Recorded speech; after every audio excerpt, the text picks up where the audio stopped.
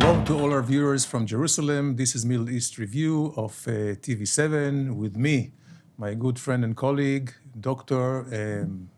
Eran Lerman, also intelligent colonel in reserve, and one of the best pundits on international, regional, and Israeli affairs. So you're welcome.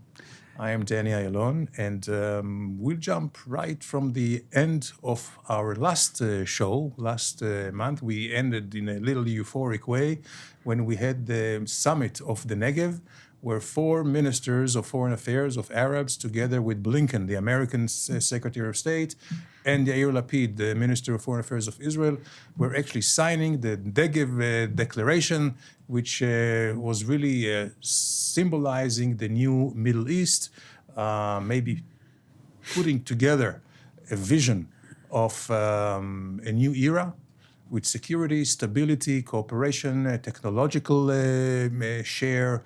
And we know that we have a lot of challenges in the region, food security, water availability, affordable energy, and many, many, many other ways.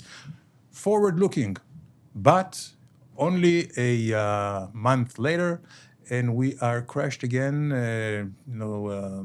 on the, I would say, horns of reality, where we have had 15 Israelis, innocent Israelis, killed by brutal and senseless Palestinian terror. We saw it in 4 cities. Some of them were Arab Israelis, the others were Palestinians, Hamas probably, or Islamic Jihad, Islamists.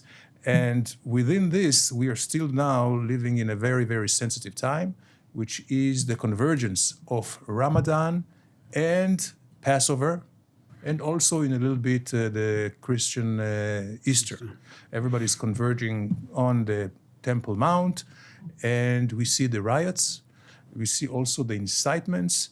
So Iran, do we have hope for a new Middle East, or is it same old, same old?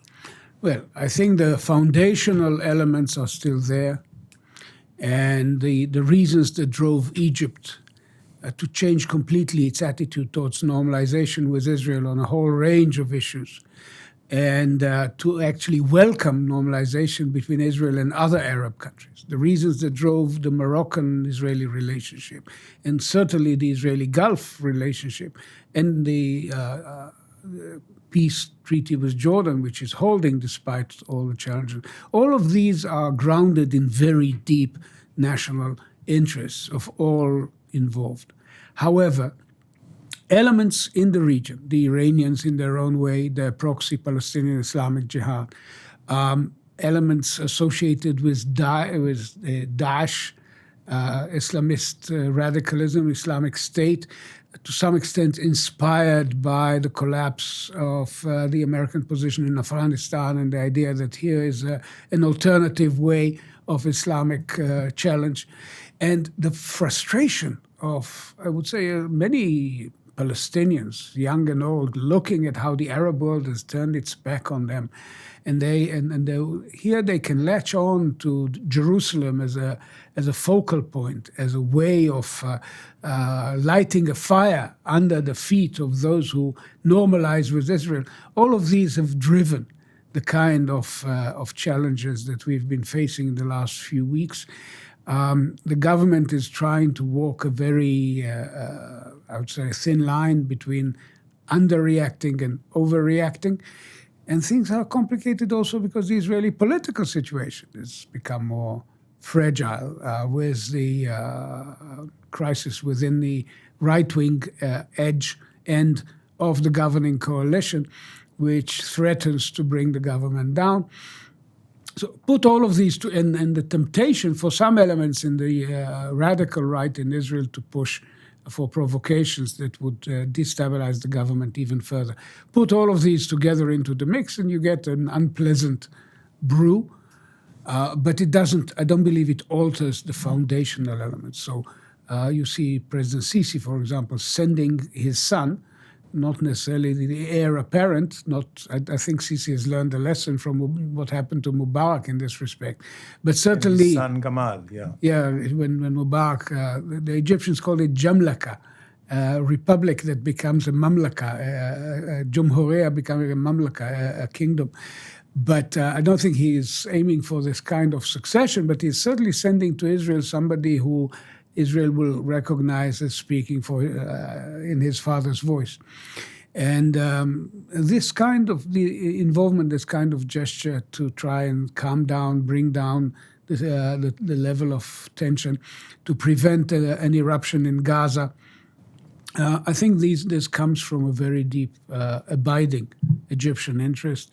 And the same is certainly true for the Gulf and for the Moroccans. So well, we'll turn to Gaza in a little bit, especially in a technological way. It's not the usual thing to think about Gaza and technology, but in a little bit. But before that, Jerusalem. Jerusalem is the crux of the issue, is the lightning rod.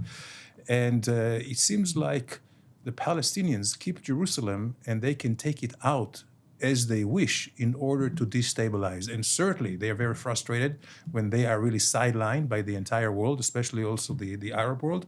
And it seems like as their wish, they just take it out. I don't think it's the interest necessarily of Abu Mazen and the Palestinian Authority, who are just rapidly losing control in area A and B, but the Muslim Brotherhood and Hamas, the Israeli-Islamic movements, they use it as a unifying cry, also not only just to destabilize or kill Jews, but also to unify the three camps of Palestinians, whether it's in Gaza and the West Bank and the Israeli Palestinians.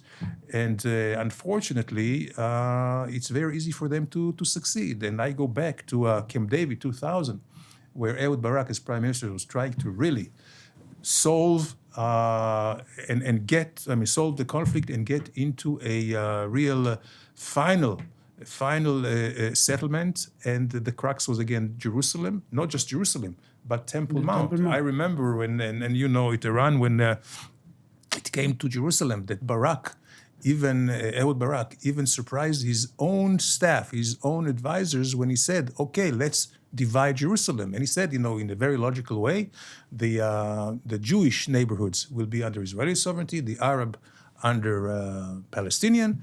We have two capital cities, but then, of course, what do you do with the basin, with the Holy Basin?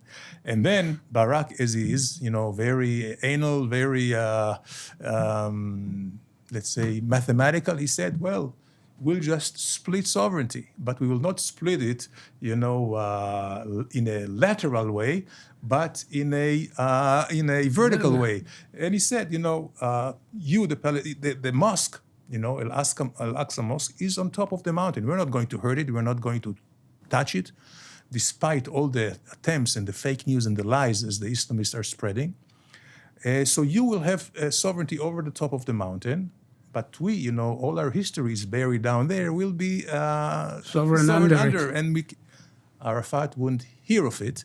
And you see how this Jerusalem and this Temple Mount keep being used by all these Islamist elements to destabilize at their will, which again shows me that Arafat never wanted any peace or any peaceful coexistence. And they keep this issue to try to change or convert the national conflict into a religious one, which is very, very, very difficult. An old tradition. Haj Amil Husseini, who later became a Nazi collaborator, ally of Hitler, but he was the leader of the Palestinian people in the 20s, 30s.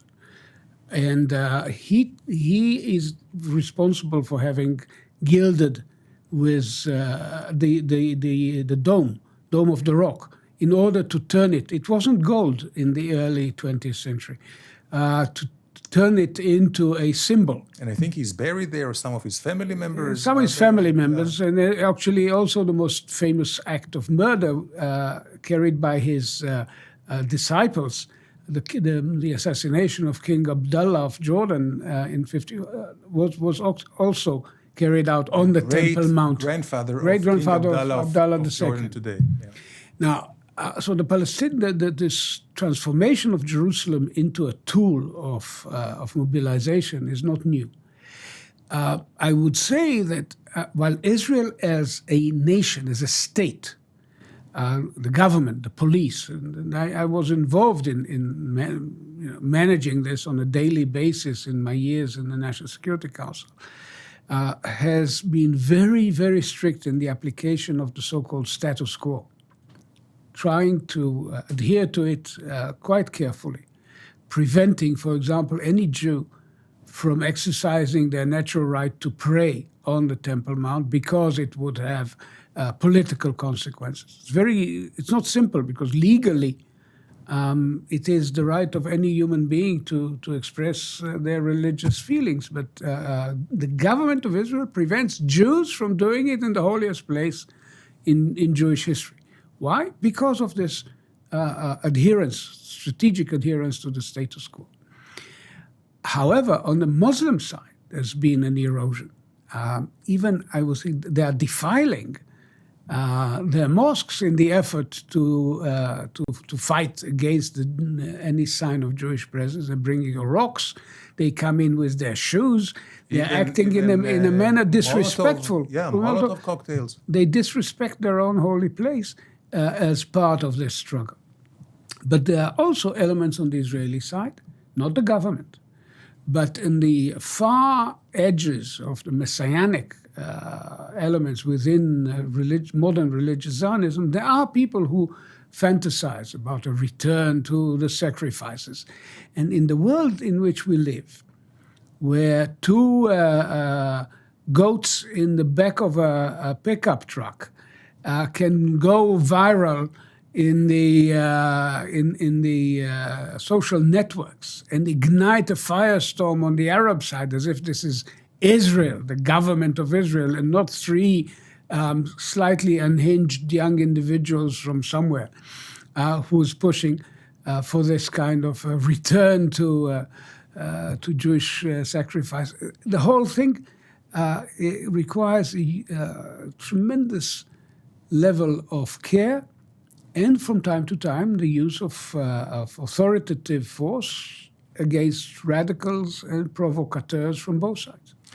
And here, and I must give some good kudos to the Israeli government, who has been very, very, I would say, strict but sensitive at the same time, and really being very nuanced, not like years past when they would have a blockade, that no Palestinians would come to work, which would, of course, stir more animosity. But now they're doing it more kind of in a surgical way. The capacity to do so rests on a very solid base of intelligence, very penetrating and very, even when we did have a catastrophic failure a few months ago with the escape of six terrorists from a secure jail in Israel. The jail authority, was certainly a mess there, but the intelligence tracing of these, each and every one of them, within a few weeks, each and every one of them was apprehended. So you get a sense of just how deep the intelligence penetration is. The failure sometimes comes within Israeli-Arab society, because these are citizens, they enjoy the citizens' rights, and the encroaching of ideas from ISIL, Islamic State in the Iraq and the Levant, Daesh, into segments of Israeli society was apparently not as well monitored as it should have been. But this can be very quickly and will be very quickly corrected. And then, of course, we know that also their attempt of the Palestinian nationalists and terrorists and Islamists is also to try and hurt as much as possible Israel's relationship with its neighbors, with the Arab countries. And we saw the response of Jordan, especially Hassauneh, the prime minister, which was actually very insightful, actually blessing the hands of those who... Inciting, throwing rocks in the Temple Mount. Of course, Egypt has a more moderated response, as well as Morocco and the Gulf countries. What is it in Jordan that provoked such a very, very tough response? Well, the Jordanians find themselves between a rock and a hard place. The majority of the people living under King Abdullah's rule are of Palestinian origin. Many of them are inspired by the Muslim Brotherhood. If you look at public opinion polls in Jordan, you'll see a level of hostility towards Jews. I'm not talking about Israel, which is scary. At the same time, the government fully understands its strategic dependency upon Israel. It sustains the ongoing economic relationship. It's getting gas to Jordan is coming from Israel. There are various other cooperative ventures. And most significantly, the Jordanian position in Jerusalem is based on Article 9 of the Israeli-Jordanian peace treaty. The Jordanians know very well that if Israel would ever concede control of the Temple Mount to the Palestinians, they would be ejected from all, whatever Abu Mazen has promised King Abdullah would not hold for an hour. They would be ejected from all authority, all responsibility for this place, which is the third in its level of holiness in the Muslim tradition. And the main element of the legitimacy of the Hashemites. The Hashemites used to be the holders of Mecca and Medina for some hundreds and hundreds of years. Until they were kicked out. Until they were kicked out by the Saudis in 1925. So the loss of that element of legitimacy was to some extent compensated by the Jordanian position in Jerusalem. They were sovereign of sorts, recognized by only two countries in the world, by the way, Pakistan and Britain, as sovereign in East Jerusalem until 1967. But their position has been, to some extent, sustained through their custodianship of the Waqf, of the religious management of the site, and actually, as I said, was given a formal sanction by the Israeli-Jordanian peace treaty. So now they have to show the Arab world that they are not Israel's collaborators. At the same time, they have no interest whatsoever in any change in the status quo, because that would be detrimental. Either if it's in Israel's direction, it would be detrimental because it could ignite their people. And if it's in the Palestinians' favor, it could mean the loss of their position. So what they are using this kind of unpleasant rhetoric, which Israel legitimately responded to sharply, but they're using it in order to sustain their hold on what's left of their authority. Yes. Well, there is a tacit understanding of, you do what you need to do, we say what we have to say, and of course the strategic relationship is much more important. Without it, Jordan would have no water.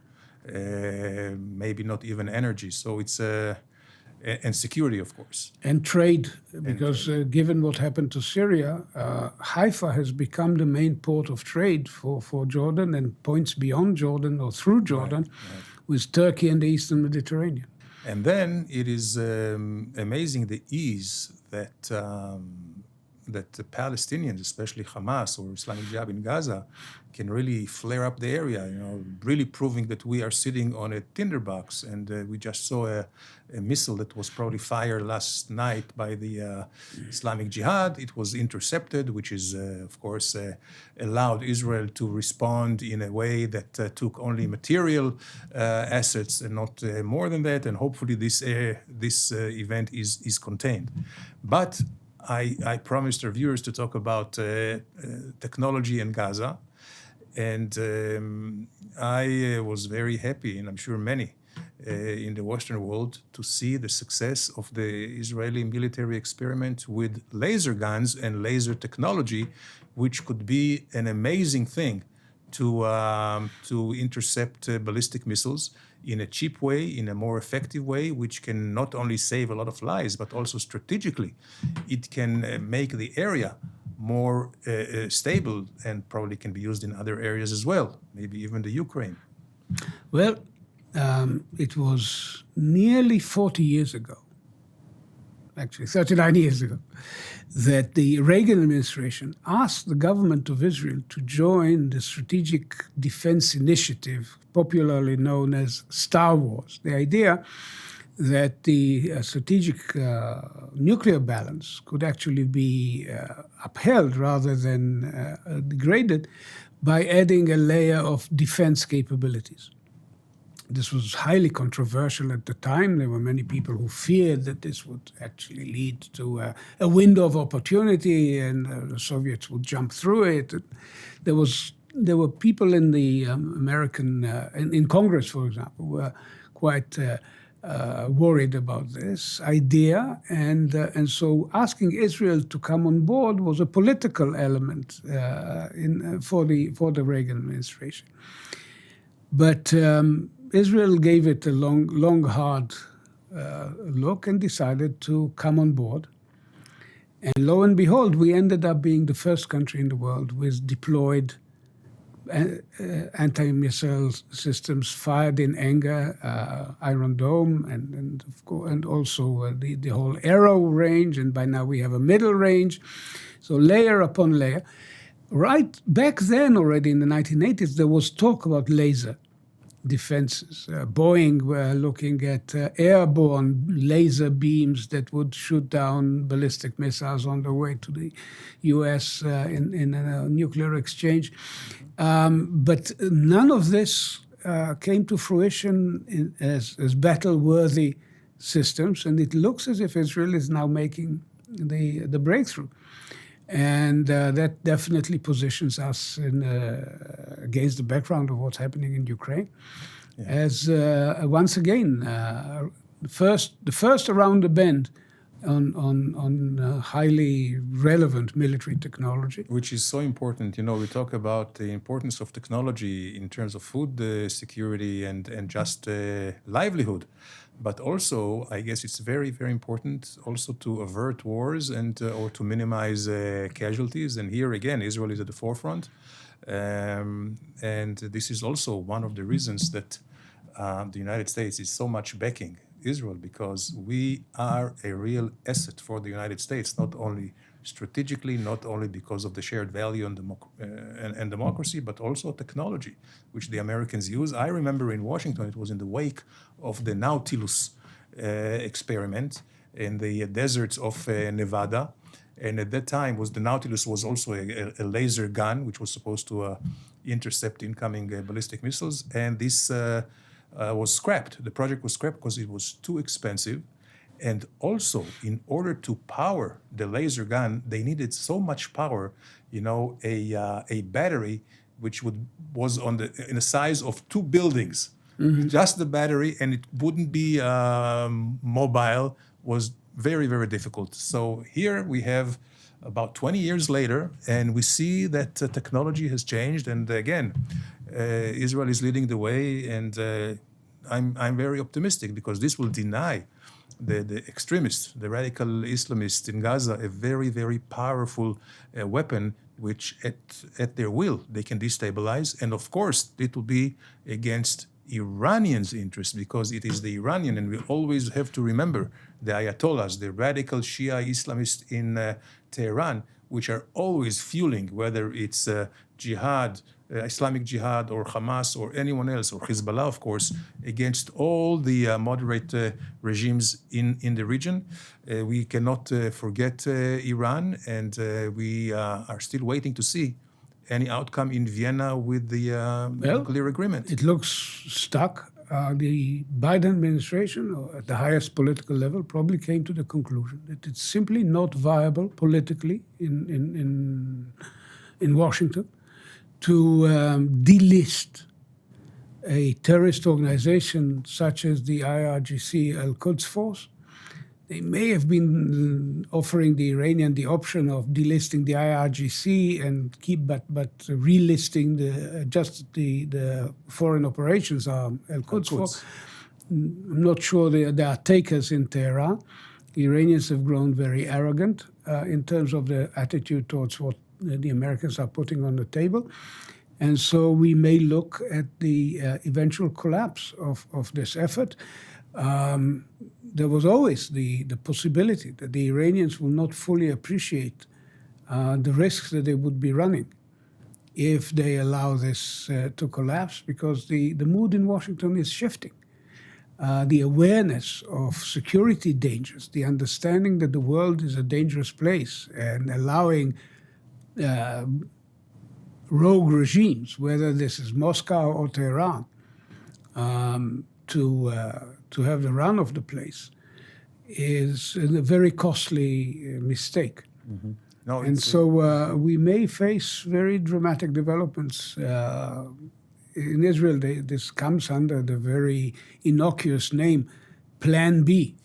But our defense minister, Benny Gantz, has already spoken of the need to start focusing our minds on a Plan B, and this could be very dramatic. And if that comes into play at some point, the capacity of Iran's proxy, Hezbollah, to fire massive amounts of rockets at Israel, if it can be to some extent, let's say, restrained, not completely prevented, but degraded by Israeli technology, that's a very important part. Another thing is that Lebanon is falling apart economically. That may also hold the hand of Hezbollah. Yeah, and also it's we have to remember the complication with Russia, who doesn't want to join the deal, the continuation, the second JCPOA, if they were not exempted from the sanctions, vis-a-vis Iran. But and they don't want to see Iranian oil on the market. Absolutely. At this point. Absolutely. So things continue to be complicated. It seems to yet to be seen where it's very critical for Israel's security in the region, what will happen in Vienna, if at all.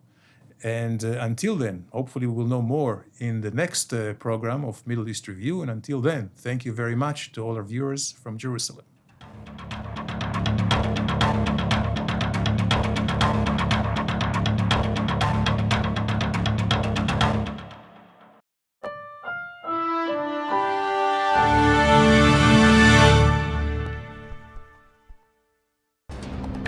For more of TV7's productions and editorials, we invite you to visit our website at www.tv7israelnews.com.